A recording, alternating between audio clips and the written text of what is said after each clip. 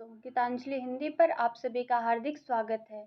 आज हम सगुण काव्यधारा कृष्ण भक्ति शाखा की पहली क्लास देखेंगे। इस क्लास में हम कृष्ण भक्ति शाखा के बारे में शुरू से आदि से अंत तक सब कुछ देखेंगे, सब कुछ पढ़ेंगे कि कृष्ण भक्ति शाखा कहाँ से स्टार्ट होती है, राधा का जिक्र कहाँ पर मिलता है, कृष्ण का सर्वप्रथम जिक्र कहाँ होता है। ये सारी चीज़ें ले करके हम आधुनिक काल तक श्री कृष्ण भक्ति धारा में जो कविताएं, जो रचनाएं, जो प्रबंध काव्य हुए हैं, वो सारी चीज़ें हम इस क्लास में देखेंगे। तो आइए हम अपना सगुण काव्य धारा कृष्ण भक्ति शाखा शुरू करते हैं। सबसे पहले हम कृष्ण भक्ति शाखा की भावगत विशेषताएं देखेंगे कि किस भाव पर कृष्ण भक्ति शाखा आगे बढ़ता है और कैसे भाव को लेकर के चलता है, जिसमें शुद्धाद्वैतवाद व पुष्टि मार्ग का प्रभाव, मध्वाचार्य के द्वैतवाद व निम्बार्काचार्य के द्वैताद्वैतवाद का भी प्रभाव है। शुद्धा शुद्धाद्वैतवाद व पुष्टि मार्ग जो वल्लभाचार्य द्वारा प्रतिपादित था का प्रभाव देखने को मिलता है, और मध्वाचार्य के द्वैतवाद व निम्बार्काचार्य के द्वैताद्वैतवाद का भी प्रभाव देखने को मिलता है हमें कृष्ण भक्ति शाखा में। लीला में अखंड विश्वास। कृष्ण भक्ति काव्य के जो कवि हैं वो लीला में अखंड विश्वास रखते हैं। कृष्ण का लोकरंजक रूप, स्वरूप व माधुर्य से पूर्ण लीलाओं का चित्रण। कृष्ण भक्ति धारा के जितने भी कवि हैं वो कृष्ण के लोकरंजक रूप की पूजा करते हैं और उनके स्वरूप में माधुर्य, मतलब वो जितनी भी रचनाएं करते हैं माधुर्यपूर्ण रचनाएं ही करते हैं। वात्सल्य का विशद चित्रण करते हैं, प्रेम की विराट कल्पनाएं करते हैं जिसमें संयोग व वियोग दोनों ही देखने को मिलता है। भ्रमर गीत में मौलिक उद्भावनाएं। भ्रमर गीत परंपरा भी कृष्ण भक्ति काव्य में ही चली है और भ्रमर गीत में अपने दार्शनिक मत रखे जाते हैं, अपने मौलिक उद्भावनाएं की जाती हैं। युग जीवन से कम संबंध। युग जीवन से कम संबंध से तात्पर्य है कि जो सामान्य जीवन चल रहा है उससे कम संबंध होता है। अपनी कल्पना के अनुरूप वही वो रचनाएं करते हैं, अपनी कल्पना को वो ज्यादा रखते हैं अपनी रचनाओं में। नारी मुक्ति की प्रस्तावना। प्रकृति के साथ रागात्मक संबंध। प्रकृति के साथ रागात्मक संबंध का, रागात्मक संबंध से तात्पर्य ये होता है कि प्रकृति के साथ हम कैसा संबंध रख रहे हैं। तो कृष्ण भक्ति शाखा के कवि प्रकृति के साथ प्रेमात्मक संबंध रखते हैं। रागात्मक संबंध का मतलब होता है प्रेमात्मक, प्रेम पूर्ण तरीके से संबंध। उसको आलंबन भी समझ सकते हैं हम कि प्रकृति के साथ प्रेम रूप का ही वो संबंध रखते हैं। शिल्पगत विशेषताएं। शिल्पगत विशेषताएं में काव्य रूप प्रायः मुक्तक होता है। कुछ एक प्रबंध होता है जो भी क्षीण किस्म की प्रबंधात्मकता के कारण लीला पद की विशिष्ट संज्ञा, मतलब इनके प्रबंधात्मक रचनाओं में भी वो रचनाएं बहुत ज़्यादा अच्छी नहीं हुआ करती थी, अच्छे किस्म की नहीं हुआ करती, क्षीण किस्म की हुआ करती थी, जिसमें भी लीला पद की विशिष्ट संज्ञा होती थी। भाषा। अधिकतम कृष्ण भक्ति काव्य के जितने कवि हैं उनकी भाषा ब्रज हुआ करती है। छंद दोहा कवित्त और सवैया का प्रयोग किया जाता है। अधिकतम दोहा कवित्त सवैया आदि का प्रयोग किया जाता है।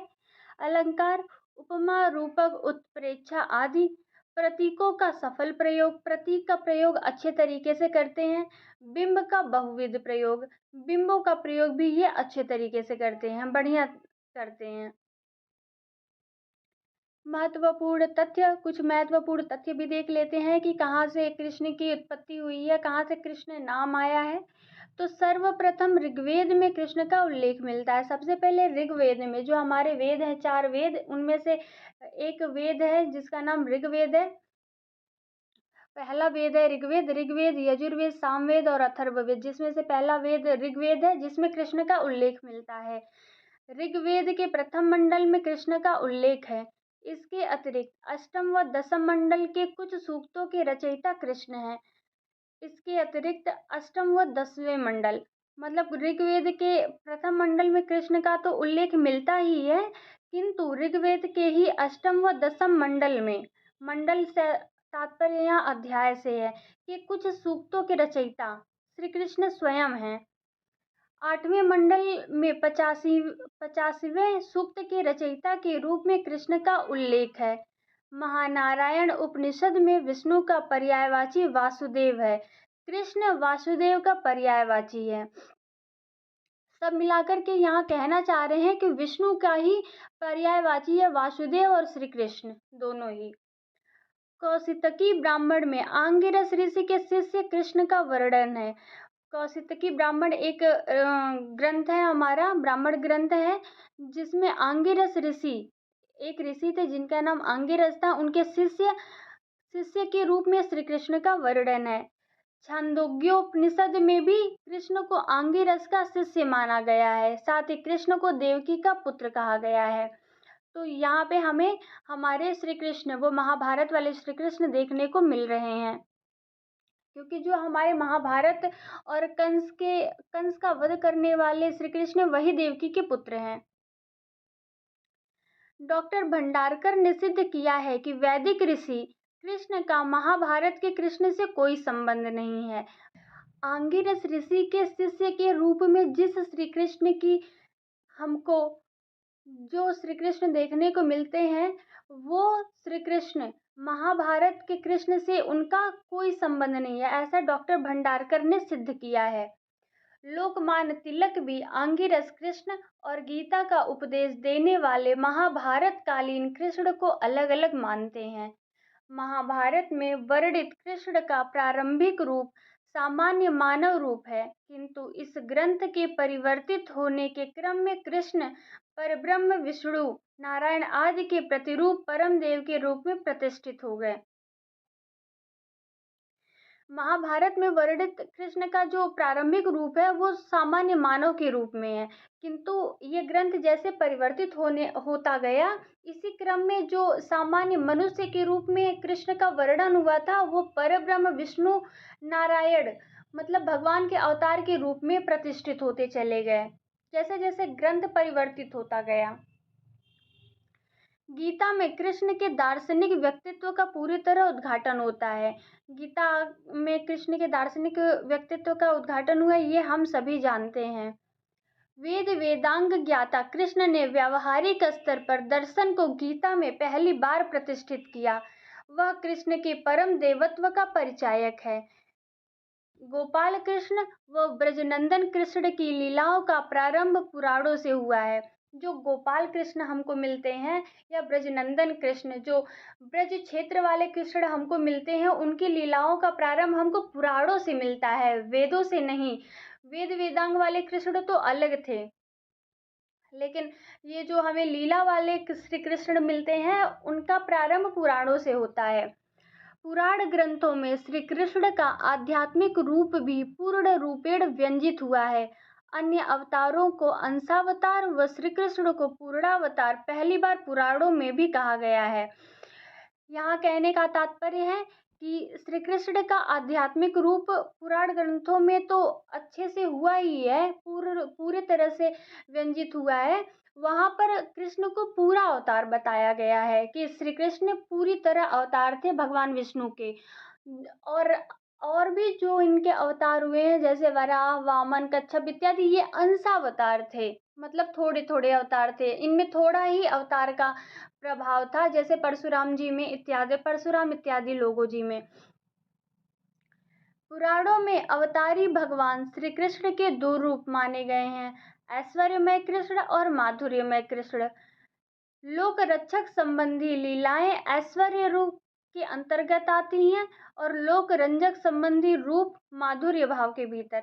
मतलब जो गोपियों के श्री कृष्ण हैं, वो लोक रंजक संबंधी रूप में आते हैं, और जो लोक रक्षक संबंधी श्री कृष्ण हैं, वो द्वारिकाधीश के रूप में नजर आते हैं हमको। पुराणों में ब्रजवासी लीला परायण कृष्ण ही प्रमुख रहे हैं। महाभारत के कृष्ण व द्वारकाधीश कृष्ण नहीं। यहाँ हमको देखने को मिलता है कि जो ब्रजवासी लीला वाले कृष्ण हैं वो पुराणों में देखने को मिलते हैं। महाभारत के कृष्ण पुराणों में देखने को नहीं मिलते हैं। भागवत पुराण के आधार पर प्रथम संप्रदाय माधव संप्रदाय है, जिसमें द्वैतवाद के सिद्धांत पर कृष्ण की उपासना पर जोर है। भागवत पुराण में राधा का उल्लेख नहीं मिलता, तथापि उसमें एक कृष्ण की विशेष प्रिय गोपी का उल्लेख मिलता है, जिसने पूर्व जन्म में कृष्ण की आराधना की थी, और इसी आराधना शब्द से ही राधा की उत्पत्ति प्रतीत होती है। श्री राधा जी का वर्णन हमको भागवत पुराण में नहीं मिलता है, इनका उल्लेख भी नहीं मिलता है हमको।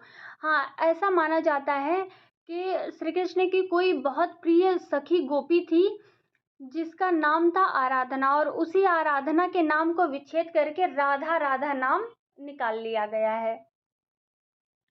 गोपाल लता पानी उपनिषद में सर्वप्रथम राधा की चर्चा कृष्ण की प्रेयसी के रूप में मिलती है।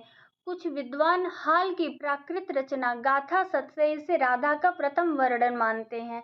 यहाँ हमको दो फैक्ट मिलते हैं कि सर्वप्रथम राधा का वर्णन कहाँ हुआ है, तो गोपालतापनी में,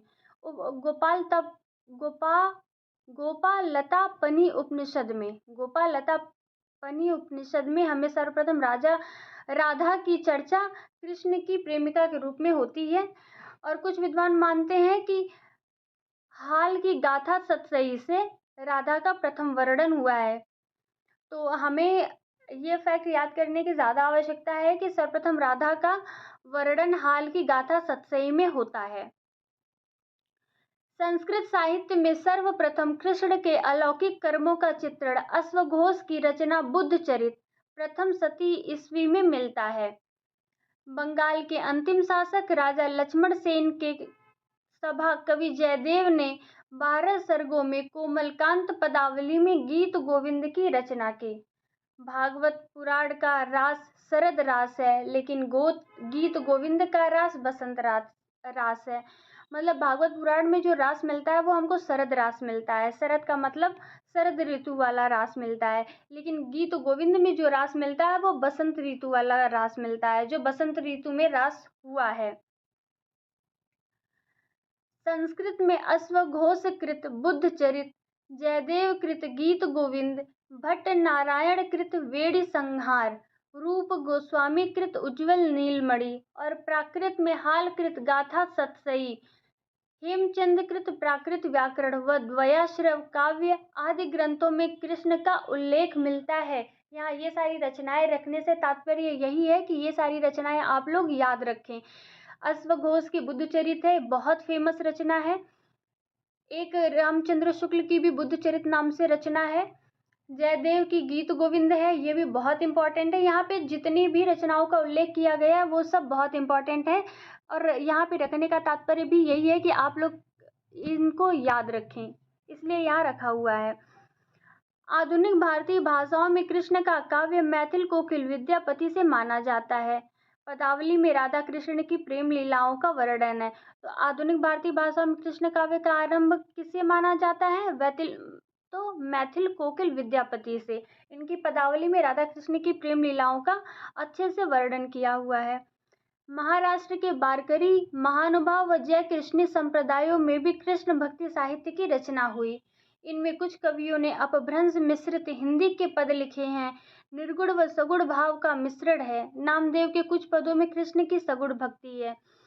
तो यहाँ हमको जैसा कि हमको पहले ही पता है कि नामदेव सगुण व निर्गुण दोनों तरह की रचनाएं करते थे, तो इन्होंने अपने कुछ पदों में कृष्ण की सगुण भक्ति की है। बंगाल के वैष्णव सहजिया संप्रदाय में भी राधा कृष्ण भक्ति वर्णन है। रस व रति नाम से कृष्ण व राधा का उल्लेख है। परकीया भाव से राधा की आराधना की जाती है। वहाँ पर बंगाल के वैष्णव सहजिया संप्रदाय में राधा कृष्ण को किस नाम से बुलाया जाता है? रस व रति नाम से। रस कहते हैं कृष्ण को और रति नाम कहते हैं राधा को, और राधा को परकीया भाव से पूजा जाता है। परकीया का मतलब होता है प्रेमिका, एक तरीके से प्रेमिका मान लेते हैं। नायिका के 3 भेद होते हैं, स्वकीय, परकीय और सामान्य। स्वकीय जो होती है वो अपनी पत्नी होती है, परकीय जो होती है वो प्रेमिका कहलाती है एक तरीके से, या अपनी पत्नी नहीं होती है, और जो सामान्य होती है वो गणिका या वेश्या होती है। तो यहाँ राधा को परकीय भाव से पूजा की जाती है, राधा की, जैसे कि प्रेमिका रूप में। कृष्ण काव्य परंपरा के प्रमुख संप्रदायों का परिचय।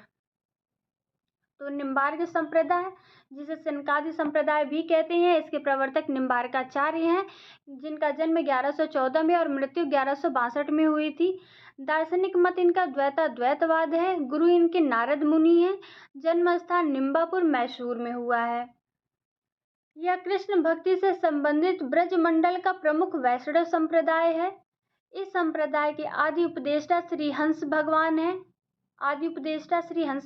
सबसे पहले वो जैसे कहते हैं कि प्रवर्तक कोई और होता है, लेकिन किसी भी संप्रदाय को ले आया कोई और होता है। जैसे कि हम मानते हैं राम भक्ति के प्रवर्तक रामानंद जी को, उत्तर में रामानंद जी को मानते हैं, लेकिन उत्तर में लेके कौन आया था? राघवानंद जी। लेकिन राघवानंद जी को हम उत्तर भारत में प्रवर्तक नहीं मानते, हम रामानंद जी को मानते हैं। इसी प्रकार इस संप्रदाय मतलब निम्बार्क संप्रदाय के आदि उपदेष्टा श्री हंस भगवान है, लेकिन प्रवर्तक के रूप में हम निम्बार्काचार्य को ही मानते हैं। तो निम्बार्काचार्य का हम देख लेते हैं कि इनकी गुरु परंपरा क्या रही है। तो सबसे पहले श्री हंस भगवान आते हैं, उसके बाद सनकादि आते हैं, उसके बाद नारद मुनि आते हैं। नारद मुनि के शिष्य आचार्य निम्बार्क हैं। आचार्य निम्बार्क का अन्य नाम नियमानंद और आरूढ़ी दोनों ही है, दोनों नाम से इनको बुलाया जाता है। ब्रह्म सूत्रों के व्याख्याता बादरायण व्यास को निम्बार्क का समकालीन माना जाता है। बादरायण निम्बार्क के समकालीन थे, हालांकि डॉक्टर भंडारकर ने इसे स्वीकार नहीं किया है। ध्रुव क्षेत्र मथुरा में नियमानंद अपने आश्रम पर एक बार जैन साधु से शास्त्र चर्चा में इतने लीन हो गए कि सूर्यास्त हो गया, वह भोजन की बेला न रही। यहाँ पे एक कहानी बता रहे हैं कि कैसे उनका नाम नियमानंद से निम्बार्क हुआ। तो नियमानंद पश्चात वह वेदना से भर गए, परंतु तभी आश्रम के नीम के वृक्ष के ऊपर सूर्य अपनी किरणें फेंकने लगा। जैन साधु को तभी भोजन कराया गया। उसी दिन से नियमानंद का नाम निम्बार्क, नीम पर सूर्य के दर्शन कराने वाला, हो गया। अब आया आपको समझ कि नियमानंद से निम्बार्क हो जाने का कारण क्या था, कि पीछे का कारण क्या था? तो ये था, दक्षिण में जन्मे निम्बार्क की कर्म भूमि ब्रजमंडल ही रही है। उन्हें भगवान सूर्य व कृष्ण के सुदर्शन चक्र का अवतार माना जाता है। कृष्ण के सुदर्शन चक्र का अवतार किसे माना जाता है? ये प्रश्न भी मैंने आप लोगों को कराया था। तो निम्बार्काचार्य को माना जाता है। अत्यंत सुंदर होने के कारण इनका नाम सुदर्शन भी था। इनका एक नाम सुदर्शन भी मिलता है हमें। निम्बार्क का दार्शनिक सिद्धांत द्वैतवाद है, जिसे प्राचीन भेदाभेदवाद का ही नवीन रूप माना जाता है। जो पहले भेदाभेदवाद रह चुका था उसे निम्बार्क संप्रदाय में द्वैतवाद कहा गया है। वेदांत पारिजात सौरभ, ब्रह्मसूत्र पर वृत्ति, दशा श्लोकी, श्री कृष्ण वत्सराज, मंत्र रहस्य षोडशी और प्रपन्न कल्पन वल्ली इनकी रचनाएं हैं। ये 4-5 इनकी रचनाएं हैं। इनके 4 प्रधान शिष्य थे। श्रीनिवासाचार्य जिसमें सबसे प्रसिद्ध हैं, इनकी रचना वेदांत कौस्तुभ है। अन्य 3 श्री औदुंबराचार्य, श्री गौरमुखाचार्य व श्री लक्ष्मण भट्ट हैं। भक्ति के लिए विष्णु के स्थान पर कृष्ण के सगुण रूप का सर्वप्रथम प्रतिपादन आचार्य निम्बार्क ने ही किया। तो भक्ति के लिए विष्णु या राम जी के अलावा श्री कृष्ण के सगुण रूप का सर्वप्रथम प्रतिपादन किसने किया है? आचार्य निम्बार्काचार्य ने। निम्बार्क संप्रदाय की सबसे बड़ी गद्दी राजस्थान के सलेमाबाद में है। ये इंपॉर्टेंट फैक्ट है, इसको मार्क कर लें आप लोग। वृंदावन में श्रीजी की बड़ी कुंज स्थान पर निम्बार्क संप्रदाय का प्रमुख केंद्र है। निम्बार्क संप्रदाय के प्रमुख कवि एवं उनकी रचनाएं देख लेते हैं। रचनाकार हैं श्री भट्ट, जिनकी रचना है युगल शतक आदि बानी। युगल शतक याद रखें, युगल शतक किसकी है? श्री भट्ट की है। ये कई बार पूछा गया है। हरिव्यास देव की महावाणी है और परशुराम देव की परशुराम सागर है। इनमें से हमको मार्क करना है श्री भट्ट की युगल शतक, ये पूछी गई है, युगल शतक पूछी गई है। आगे वल्लभ संप्रदाय देख लेते हैं। ये वल्लभ संप्रदाय श्री कृष्ण भक्ति शाखा का एक महत्वपूर्ण संप्रदाय है। इसके बारे में हम सब जानते हैं। आइए इसके बारे में थोड़ी सी जानकारी लेते हैं। वल्लभाचार्य ये सिकंदर लोदी एवं बाबर के समकालीन थे। इनका जन्म संवत 1535 वैशाख कृष्ण 11 को व मृत्यु संवत 1587 आषाढ़ शुक्ल 3 को हुई। इनकी पत्नी मधुमंगल व 2 पुत्र गोपीनाथ तथा विठलनाथ थे। यही विठलनाथ आगे चल करके वल्लभाचार्य के परंपरा को आगे बढ़ाते हैं, वल्लभाचार्य की परंपरा को आगे बढ़ाते हैं। इन्होंने सगुण को ब्रह्म का असली पारमार्थिक रूप बताया और निर्गुण को उसका अंशतः तिरोहित रूप कहा। वल्लभाचार्य ने पुष्टि मार्ग का प्रवर्तन किया। पुष्टि अर्थात पुष्टि का मतलब होता है पोषण करना, तो पुष्टि का अर्थ है भगवान की कृपा या अनुग्रह। भगवान के अनुग्रह से ही जीव की प्रवृत्ति प्रेम लक्षणा भक्ति की ओर होती है। पुष्टि का शाब्दिक अर्थ होता है पोषण करना, और इसका जो अर्थ निकालते हैं वो भगवान की कृपा या अनुग्रह निकालते हैं। तो पोषण के भाव को स्पष्ट करने के लिए भक्ति के 2 रूप बताए गए हैं, साधन रूप और साध्य रूप। साधन रूप में भक्त को प्रयत्न करना होता है, परंतु साध्य रूप में भक्त सब कुछ विसर्जित करके भगवान की शरण में आ जाता है। तो यहाँ पर हमें जो कृष्ण भक्तों के अंदर मिलती है जो आराधना, वो साधन रूप वाली मिलती है। वो अपना सब कुछ भगवान पर छोड़ देते हैं कि वही है वही जो राम रचि राखा, ये वाली उनकी कंडीशनिंग होती है कि अपना सब कुछ भगवान पे छोड़ दिया, वो करेंगे वही होगा हमारे साथ।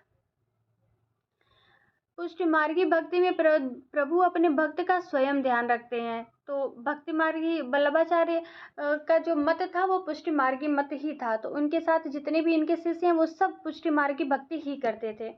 इन्होंने जीव के 3 प्रकार माने हैं, पुष्टि जीव, मर्यादा जीव और प्रवाह जीव। पुष्टि जीव वो होते हैं जो भगवान का अनुग्रह व नित्य लीला में प्रवेश करते हैं, जैसे कि पुष्टि मार्गी कवि जो वल्लभाचार्य के जितने भी शिष्य हैं। मर्यादा जीव जो वेदों का अनुसरण व स्वर्ग की प्राप्ति करता है। प्रवाह जीव जो सांसारिक सुख भोग में लिप्त रहता है, मतलब जो सामान्य मनुष्य है वो प्रवाह जीव के अंतर्गत आएगा, और जो शास्त्र कर्म करने वाले लोग हैं वो मर्यादा जीव के अंतर्गत आएंगे। पुष्टि मार्गी भक्ति को रागानुगा भक्ति कहते हैं। इसके 2 भाग है, काम रूपा व संबंध रूपा। इनकी रचनाएं, वल्लभाचार्य की कुछ रचनाएं हैं, महत्वपूर्ण रचनाएं हैं, जिसमें पूर्व मीमांसा भाष्य है, इसका थोड़ा सा अंश मिलता है। उत्तर मीमांसा या ब्रह्मसूत्र भाष्य, प्रसिद्ध नाम इसका अणुभाष्य है। उत्तर मीमांसा भाष्य को क्या कहते हैं? अणुभाष्य। अणुभाष्य कई बार एग्जाम में पूछा गया है, तो इसको मार्क कर लें आप लोग। आचार्य द्वारा प्रतिपादित शुद्धाद्वैतवाद का यह प्रधान दार्शनिक ग्रंथ है। इस ग्रंथ के अंत के 1.5 अध्याय विठलनाथ ने लिखकर इसे पूरा किया। तो अणुभाष्य को किसने पूरा किया? विठलनाथ ने।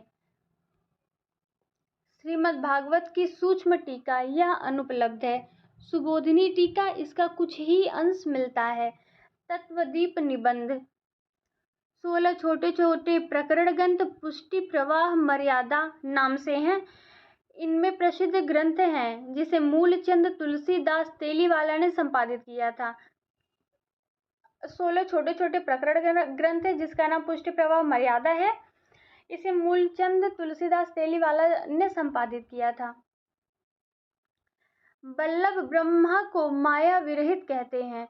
इसी शुद्ध या अविवृत ब्रह्म से जगत की सृष्टि हुई है, अतः उनके शुद्धाद्वैतवाद को अविवृत परिणामवाद भी कहते हैं। तो यहाँ हमें क्या मिलता है देखने को कि वल्लभ का जो संप्रदाय है, जो दर्शन है, वो शुद्धाद्वैतवाद है। श्रीनाथ जी के मंदिर का निर्माण वल्लभ के शिष्य पूरनमल खत्री ने गोवर्धन पर्वत पर संवत 1576 में करवाकर पूर्ण किया। श्रीनाथ जी के मंदिर का निर्माण वल्लभाचार्य के शिष्य पूरनमल खत्री ने कहाँ करवाया था? गोवर्धन पर्वत पर करवाया था। और कब करवाया था? संवत 1576 में। आगे देखते हैं। विठलनाथ ने वल्लभाचार्य अपने पिता के ग्रंथों की टीकाएं लिखी। इसके अतिरिक्त उन्होंने विद्वन मंडल, भक्ति निर्णय व श्रृंगार रस मंडन की रचना की। श्रृंगार रस मंडन गद्य की प्रथम पुस्तक भी मानी जाती है। ब्रज भाषा में, और लेकिन अच्छी गद्य नहीं मानी जा सकती क्योंकि उसमें पद्य बहुत ज़्यादा चल रहा था। तो ब्रज भाषा थी इसकी और अच्छे सुव्यवस्थित गद्य नहीं था। वल्लभ संप्रदाय में अष्टयाम सेवा का उल्लेख है। मंगलाचरण, श्रृंगार, ग्वाल, राजयोग, उत्थान, भोग, संध्या आरती और शयन। अष्टयाम सेवा, अष्टयाम सेवा में हमें पीछे नाभादास का भी अष्टयाम मिल चुका है, तो अब यहाँ देख लें कि अष्टयाम में क्या क्या होता है। सबसे पहले मंगलाचरण होता है, फिर श्रृंगार होता है, फिर ग्वाल होता है, फिर राजयोग, उत्थान योग, भोग, संध्या आरती, शयन, लास्ट में शयन करा देते हैं। वल्लभाचार्य के 84 शिष्य थे तथा विट्ठलनाथ के 252 थे। अष्टछाप, अष्टछाप में 8 कवियों, अष्टछाप के बारे में जहाँ तक हम जानते हैं कि इसमें 8 कवियों को रखा जाता है और ये 8 कवि मिल करके भगवान की पूजा आराधना दिनचर्या पर ध्यान देते हैं। तो इन अष्टछाप में आइए हम इन अष्टछाप को देखते हैं। वल्लभाचार्य के पुत्र विट्ठलनाथ ने सन 1565 ईस्वी में अष्टछाप की स्थापना की। अष्टछाप कवियों में 4 शिष्य वल्लभाचार्य के तथा 4 शिष्य विट्ठलनाथ के थे। तो पहले के जो 4 शिष्य हैं वो वल्लभाचार्य जी के होंगे और बाद के जो 4 शिष्य हैं वो विट्ठलनाथ जी के होंगे। ये 8 भक्त श्रीनाथ जी की नित्य लीला में अंतरंग सखाओं के रूप में सदैव इनके साथ रहते थे। इस कारण इन्हें अष्ट सखा भी कहते हैं। तो अष्ट सखा किसे कहते थे? श्रीनाथ जी की नित्य लीला में अंतरंग सखाओं के रूप में कार्यरत 8 भक्तों को। गोवर्धन पर्वत में श्रीनाथ जी की प्रतिष्ठा के बाद ये 8 सखा वहां सेवा के लिए प्रस्तुत हो गए। अष्टछाप के कवि पुष्टि मार्गी सेवा विधि में भी पूर्ण सहयोग देते थे। अष्ट सखान की वार्ता पर श्री हरिराय की भाव प्रकाश नामक टिप्पणी में 8 सखाओं के लीलात्मक स्वरूप, लीला शक्ति व अविकृत स्वभाव का विस्तार से उल्लेख है। मतलब उनकी दिनचर्या के बारे में लिखा गया है, हरिराय जी ने, श्री हरिराय ने लिखा है। अब देख लेते हैं कि ये अष्टछाप के कवि कौन कौन से हैं। तो अष्टछाप कवियों का विवरण। वल्लभाचार्य के शिष्य कुंभनदास 1468 ईस्वी इनका जन्म था। सूरदास 1478 में जन्मे, परमानंद दास 1493 में जन्मे और कृष्णदास 1496 में जन्मे। ये चारों वल्लभाचार्य के शिष्य हैं। विट्ठलनाथ के शिष्यों को देख लेते हैं। गोविंद स्वामी, चीत स्वामी, चतुर्भुज दास, नंददास। गोविंद दास 1505 में जन्मे, चीत स्वामी 1515 में, चतुर्भुज दास 1530 में और नंददास 1533 में जन्म लिए। अष्टछाप कवियों में कुंभनदास सबसे वरिष्ठ तथा नंददास सबसे कनिष्ठ हैं। यह हमको सन देख करके भी समझ में आ रहा होगा। कुंभनदास अकबर के निमंत्रण पर फतेहपुर सीकरी गए थे। उन्होंने अफसोस जाहिर करते हुए लिखा था कि संतन को कहाँ सीकरी सो काम, आवत जात पनैया टूटी, बिसरी गयो हर नाम। तो कुंभनदास जब अकबर के राज दरबार में गए तो रास्ते में उनको इतने कष्ट हुए कि उनके मुख से ये पंक्ति फूट पड़ी कि संतन को कहाँ सीकरी सो काम। फतेहपुर सीकरी जा रहे थे वो। आवत जात पन्हैया, पन्हैया मतलब कमर, आवत जात पन्हैया टूटी, बिसर गयो हरिनाम, और भगवान का नाम ही बिसर गया। तो इससे अच्छा तो हम जहाँ हैं वहीं है, कम से कम प्रभु का स्मरण तो करते रहेंगे। सन 1492 ईस्वी में वल्लभाचार्य से दीक्षा ग्रहण की। 1492 में कुंभनदास जी ने वल्लभाचार्य जी से दीक्षा ग्रहण की थी। ये वल्लभाचार्य से आयु में वरिष्ठ थे। मतलब वल्लभाचार्य से आयु में बड़े कौन थे? कुंभनदास जी। सूरदास के बारे में देख लेते हैं। सूर का जन्म वैशाख शुक्ल 5 दिन मंगलवार संवत 1535 विक्रम संवत मतलब 1478 में हुआ था। ये वल्लभाचार्य से 10 दिन छोटे थे। तमाम विवादों के बीच सन 1478 ईस्वी को ही उनका जन्म स्थिर किया गया था। इनके जन्म के विषय में बहुत सारे विवाद हैं, लेकिन इनका जो सर्वमान्य मत है जन्म का, वो 1478 ईस्वी ही स्थिर किया गया है। सूर के जन्म स्थान के विषय में विद्वानों के मतभेद। इनके जन्म स्थान के विषय में भी विद्वानों में बहुत मतभेद है। कोई रुनकता मानता है, कोई सीही मानता है। तो आइए देखते हैं कि रुनकता कौन कौन मानता है और सीही कौन कौन मानता है। तो श्याम सुंदर दास, रामचंद्र शुक्ल और हजारी प्रसाद द्विवेदी रुनकता मानते हैं और डॉक्टर नगेंद्र और गणपति चंद्र गुप्त सीही मानते हैं सूरदास का जन्म स्थल। भक्तमाल में 84 वैष्णवन की वार्ता, वल्लभ दिग्विजय आदि में सूर्य के विषय में जानकारी मिलती है। भक्तमाल जो नाभादास द्वारा रचित है और 84 वैष्णवन की वार्ता जिसके रचनाकार गोकुलनाथ है, और वल्लभ दिग्विजय यदुनाथ की रचना में सूर्य के विषय में अच्छी खासी जानकारी मिलती है। शुक्ल जी ने 84 वैष्णवन की वार्ता के आधार पर संवत 1580 में सूरदास के वल्लभाचार्य का शिष्यत्व ग्रहण करने का समय माना है। मतलब इन्होंने सूरदास जी ने वल्लभाचार्य से शिष्यत्व कब ग्रहण किया? तो 1580 ईस्वी में। सूरदास चंद्र सरोवर के समीप पारसोली गांव में रहते थे, जहां सन 1583 में उनका देहावसान हो गया था। विठलनाथ ने उनकी मृत्यु पर कहा था कि जब उनकी मृत्यु हो रही थी तो विठलनाथ जी ने एक पंक्ति बोली थी, पुष्टि मार्ग को जहाज जात है, सो जाको कछु लेना हो सो लेऊ। मतलब पुष्टि मार्ग का जहाज जा रहा है, जिसको भी जो कुछ लेना है वो ले आकर। आगे देखते हैं, वल्लभाचार्य को सूरदास ने कहा था, पद सुनाए थे कि प्रभु हंस पतितन को टीको, हाँ हरि सब पतितन को नायक। इन विनय दैन्य आदि के पदों को सुनकर आचार्य वल्लभाचार्य ने उन्हें डांटते हुए कहा था कि सूर है कि ऐसो घिघियात काहे को हव, कछु भगवत लीला वर्णन करी। इसके बाद सूर ने भगवत लीला का वर्णन किया। वल्लभाचार्य जी को सूरदास जी ने पहले एक पंक्ति सुनाई थी कि प्रभु हौ सब पतितन को टीको, मतलब कि प्रभु तो सब पतितन को टीकव हैं, हौ हरि सब पतितन को नायक, और भगवान तो सब सारे पतितों के नायक हैं। नायक मतलब हीरो हैं। तो ऐसे दीनता पूर्वक पद सुनाए थे उन्होंने वल्लभाचार्य को। तो वल्लभाचार्य को कुछ अच्छा नहीं लगा, तो वल्लभाचार्य ने उनको डांटते हुए कहा कि सूर है को घिघियात काहे को, मतलब सूर है, अंधे हो तो ऐसे काहे घिघिया रहे हो, ऐसे गिड़गिड़ा क्यों रहे हो, भगवान की लीला करो जिससे तुम्हारा कुछ हला भला हो। तो उन्होंने इसके बाद इसी डांट के बाद भगवान की भगवत लीला का वर्णन किया सूरदास ने। इसके बाद ही उन्होंने अपना रचना कर्म शुरू किया अच्छे से। आगे देखते हैं, सूरदास श्रीनाथ मंदिर में भजन कीर्तन करते थे। कृष्णदास से मतभेद के बाद उन्होंने मंदिर छोड़ दिया। कृष्णदास जी जो थे वो मंदिर पर अपना पूरा अधिकार समझते थे और वो वल्लभाचार्य के सबसे अच्छे शिष्य अपने आप को मानते, मतलब कि वो थोड़े से नेतृत्वकर्ता कह सकते हैं कि वो अपने आप को थोड़ा सा मठाधीश समझते थे। कृष्णदास जी अपने आप को मठाधीश समझते थे। तो सूरदास जी श्रीनाथ मंदिर में भजन कीर्तन करते थे, जिसके कारण वो मठाधीश समझने के कारण अपना ज़्यादा हुक्म चलाने लगे होंगे, जिसके कारण सूरदास जी ने श्रीनाथ जी का मंदिर छोड़ दिया था। आईने अकबरी व मुंशियात अबुल फजल में सूरदास का उल्लेख मिलता है, परंतु शुक्ल जी इनमें उल्लेखित सूरदास को अष्टछाप कवि सूरदास नहीं मानते हैं। तो आईने अकबरी में वर्णित सूरदास को क्या शुक्ल जी अष्टछाप के सूरदास मानते हैं? तो जी नहीं। सूरदास की कुल 25 रचनाएं मानी जाती हैं। इनमें से अधिकांश विद्वानों ने सूरसागर, सूरसारावली व साहित्य लहरी को ही प्रामाणिक माना है। सूरदास की रचनाओं का सर्वप्रथम संपादन राग कल्पद्रुम नाम से कलकत्ता में सन 1841 ईस्वी में हुआ। सूरसारावली को सूरसागर की विषय सूची माना गया है।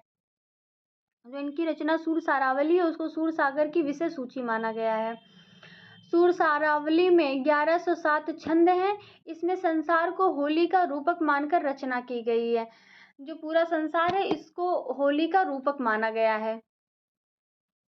गुरु प्रसाद होत यह दर्शन 67 बरस प्रवीण। इस पंक्ति जो सूरसारावली की पंक्ति है में सूर ने अपनी आयु का जिक्र किया है कि गुरु प्रसाद होत यह दर्शन 67 बरस प्रवीण, मतलब 67 ईयर्स के वो सूरसारावली में थे। 67 साल के वो सूरसारावली लिखते वक्त थे।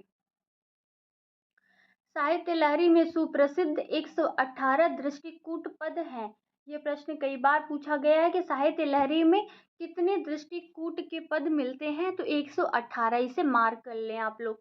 इसे मार्क कर लें। इसमें अर्थ गोपन शैली में राधा कृष्ण की लीलाओं का वर्णन है, साथ ही अलंकार व नायिका भेद वर्णन है। साहित्य लहरी का रचना काल सूर ने इस प्रकार व्यक्त किया है। मुनि सुनि रसन के रस लेख दसन गौरी नंद को लिखी सुबल पंथ पेख। इसके अनुसार साहित्य लहरी संवत 1607 मतलब 1550 ईस्वी में समाप्त हुई। साहित्य लहरी के अंत में एक पद में सूरदास ने अपनी वंश परंपरा बताई है। उस पद के अनुसार सूर पृथ्वीराज के कवि चंद बरदाई के वंशज ब्रह्म भट्ट थे। उन्होंने साहित्य लहरी में सूरदास ने खुद को चंद बरदाई का वंशज बताया है।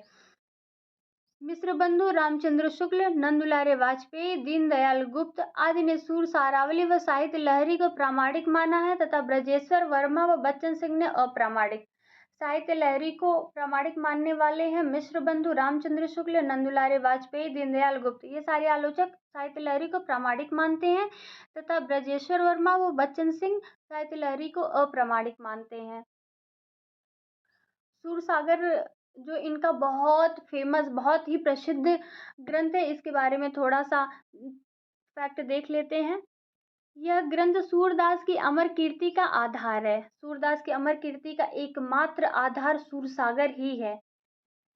भागवत पुराण इसका उपजीव्य है, तो सूरसागर का उपजीव्य ग्रंथ क्या है? भागवत पुराण है। भागवत पुराण जिसे श्रीमद् भागवत भी कहते हैं, तो भागवत पुराण के समान ही सूरसागर में भी 12 स्कंद हैं। इसमें कुल 4936 पद हैं। इसकी 100 से अधिक प्रतिलिपियां मिलती हैं, जिनका काल संवत 1685 से लेकर 19वीं शताब्दी तक है। इसकी प्राचीनतम प्रतिलिपि नाथ द्वारा मेवाड़ के सरस्वती भंडार में है। सूरसागर के 12 स्कंदों का संक्षिप्त परिचय। सूरसागर के 12 स्कंदों में क्या क्या है, उसके बारे में थोड़ा सा परिचय देख लेते हैं।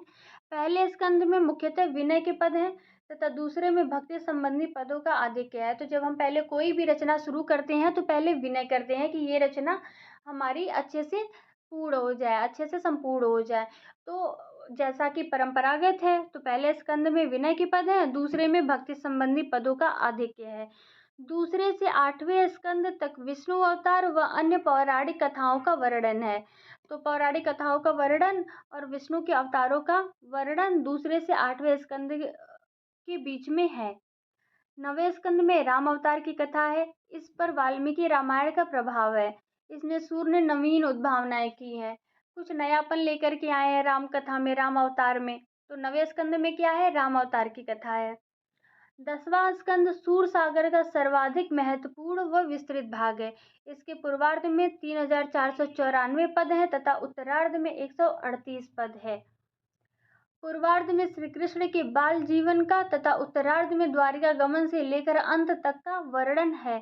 10वें स्कंद में मुख्य 5 विषय है: बाल लीला, गोपाचरण, वंशी वादन, रास और भ्रमर गीत। सब मिलाकर के सूरसागर में जो हम कहते हैं श्री कृष्ण की लीलाओं का वर्णन है, तो इस विषय से सबसे महत्वपूर्ण उनका 10वां स्कंद है, जिसमें श्री कृष्ण के बारे में ही सब कुछ लिखा गया है। बाल लीला से लेकर के भ्रमर गीत परंपरा तक, मतलब श्री कृष्ण द्वारिका चले गए हैं, द्वारिका से उन्होंने उद्धव को भेजा है, ये सारा वर्णन हमको 10वें स्कंद में देखने को ही मिलता है।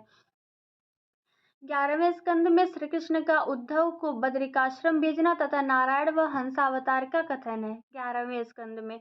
12वें स्कंद में बुद्धावतार, कल्कि अवतार कथन, राजा परीक्षित व जन्मेजय कथा आदि है। तो राजा परीक्षित व जन्मेजय की कथा किस स्कंद में है? 12वें स्कंद में है। कल्कि अवतार का वर्णन किस में किया गया है? कल्कि अवतार के बारे में किस स्कंद में बताया गया है? तो 12वें स्कंद में बताया गया है। सूरसागर में बाल लीला के पद सर्वाधिक मिलते हैं, इसलिए तो सूरदास को शुक्ल जी कहते हैं कि ये बाल लीला का कोना कोना, वात्सल्य का कोना कोना झाँक आए हैं, इनसे कुछ छूटा नहीं है। सूरसागर में दृष्टिकूट पद भी मिलते हैं। जिस प्रकार के आजकल एनटीए क्वेश्चन बना रहा है, तो उसमें ये पॉइंट्स हो सकते हैं कि क्या सूरसागर में बाल लीला के पद सर्वाधिक हैं, तो यह सही है। सूरसागर में दृष्टिकूट के पद भी मिलते हैं, ये भी सही है। सूर वात्सल्य व श्रृंगार के सम्राट हैं, ये भी सही है। तो इस तरीके के क्वेश्चन बन सकते हैं, तो पॉइंट्स को ध्यान में रखें। सूर वात्सल्य व श्रृंगार के सम्राट हैं। सूरसागर में लंबे अंतराल के बाद कुरुक्षेत्र में राधा कृष्ण का मिलन होता है। यह प्रसंग भागवत व ब्रह्म वैवर्त में भी मिलता है।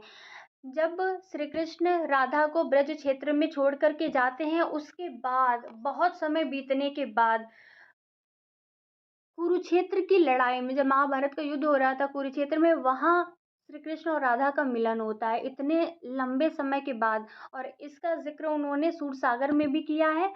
और यह प्रसंग भागवत में व ब्रह्म वैवर्त पुराण में भी मिलता है देखने को। हजारी प्रसाद द्विवेदी ने सूरसागर को स्त्री चरित्र का विशाल काव्य कहा है। ये पॉइंट आप लोग मार्क कर लें। विभिन्न विद्वानों ने सूरसागर के काव्य रूप के विषय में अपने मत प्रकट किए हैं। तो सूरसागर के विषय में आलोचकों ने क्या क्या कहा है, इसके बारे में थोड़ा देख लेते हैं। चंद्रवली पांडे ने लीला प्रबंध काव्य या मान प्रबंध काव्य कहा है। ब्रजेश्वर वर्मा ने कृष्ण चरित्र का महाकाव्य कहा है। हजारी प्रसाद द्विवेदी ने गीत काव्यात्मक मनोरोगों पर आधारित विशाल महाकाव्य कहा है। मैनेजर पांडे ने साहित्य की शास्त्रीय परंपरा से स्वतंत्र लोक गीतों की संरचना के अनुसार रचित गीतात्मक महाकाव्य कहा है। मतलब साहित्य की जो शास्त्रीय परंपरा है उससे स्वतंत्र लोक गीतों की रचना की है इन्होंने इस महाकाव्य में। सूरदास के गेय पद मुक्तक है, परंतु उनमें प्रबंधात्मकता का भी आस्वाद है। इनकी ब्रज भाषा में तत्सम अरबी, फारसी व अवधी पूर्वी के शब्द भी मिलते हैं। वल्लभाचार्य मुख्यतः बालकृष्ण के उपासक थे। उन्होंने सूर व परमानंद को बालकृष्ण संबंधी पद गाने को कहा था। वल्लभ संप्रदाय में आज भी मंदिरों में बालकृष्ण की पूजा होती है। तो वल्लभाचार्य कृष्ण के किस रूप के उपासक थे? तो बालकृष्ण के उपासक थे। और सूरदास की भाषा में क्या केवल ब्रज भाषा ही था? जी नहीं, ब्रज भाषा के साथ साथ तत्सम का भी शब्द इस्तेमाल किया उन्होंने। अरबी, फारसी व अवधी पूर्वी के शब्द भी मिलते हैं सूरसागर में हमको देखने को। वल्लभ संप्रदाय में आज भी मंदिरों में बाल कृष्ण की ही पूजा होती है। तो वल्लभ संप्रदाय के मंदिरों में कैसे कृष्ण की पूजा होती है? बाल कृष्ण की, क्योंकि वल्लभाचार्य तो मुख्यतः बाल कृष्ण के ही उपासक थे। वल्लभ ने अपने ग्रंथों में राधा का उल्लेख नहीं किया है, पर विट्ठलनाथ ने पूजा पद्धति में युगलोपासना का समावेश किया है। तो क्या वल्लभाचार्य ने अपने ग्रंथों में राधा का उल्लेख किया है? जी नहीं, लेकिन वल्लभ संप्रदाय में युगलोपासना का समावेश हो चुका है। भ्रमर गीत के बारे में थोड़ा देख लेते हैं, क्योंकि भ्रमर गीत बहुत ही प्रसिद्ध है सूरदास का। और भ्रमर गीत परंपरा ही काफ़ी प्रसिद्ध है, क्योंकि सूरदास के बाद से बहुत सारे कवियों ने भ्रमर गीत की रचना की है। सर्वप्रथम भागवत पुराण के 10वें स्कंद के 47वें अध्याय के 12 से 21वें श्लोक में भ्रमर गीत का प्रसंग मिलता है। तो सबसे पहले कहाँ मिलता है हमको? भागवत पुराण के 10वें स्कंद में भ्रमर गीत का प्रसंग मिलता है। हिंदी में भ्रमर गीत काव्य की परंपरा सूरदास से शुरू मानी जाती है। हिंदी में भ्रमर गीत काव्य की परंपरा किससे मानते हैं? सूरदास से। सूरदास में 3 भ्रमर गीतों की योजना है। प्रथम भ्रमर गीत पद संख्या 4078 से 4710 प्रमुख हैं। शेष 2 भ्रमर गीत पद संख्या 4711 से 4712 व 4713 कथात्मक हैं। सूर के भ्रमर गीत को वियोग श्रृंगार का शिखर माना जाता है। भ्रमर गीत में परम विरहा शक्ति का गहरा समावेश है। भ्रमर गीत में विरह की जो शक्ति है उसका गहरा समावेश है। प्रेमासक्ति में विरह की स्वीकृति अष्टछाप से प्रारंभ होती है। जो प्रेम होता है इसमें विरह को भी स्वीकृति मिलनी चाहिए। ये इसकी परंपरा का प्रारंभ कहाँ से होता है? अष्टछाप से प्रारंभ होता है। परमानंद दास व कुंभन दास ने भी इस विषय पर पद लिखे हैं।